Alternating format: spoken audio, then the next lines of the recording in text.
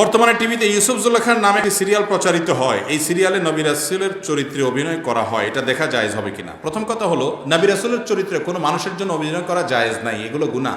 সারা দুনিয়াতে ম্যাক্সিমাম উলামায়ে কেরামের উপরে একমত, নবী রাসূলদের চরিত্র এটা অভিনয় করে প্রকাশ করা, এটা নবী রাসূলের শান বেয়াদবি, সব জিনিস নিয়ে হেলাফেলা না। আর দ্বিতীয়ত হলো, এই সমস্ত এই তথাকথিত ইউসুফ জুলেখা নাম দিয়া আপনার প্রেমের কাহিনী দেখাচ্ছেন, অথচ ইউসুফ আলাইহিস সালাম তিনি অবৈধ রিলেশন, হারাম সম্পর্কের যে অফার পেয়েছেন সুন্দরী মেয়ের তরফ থেকে, জুলাইখার তরফ থেকে, তিনি সেটা গ্রহণ করেছেন নাকি ডিনাই করেছেন? ডিনাই করেছেন।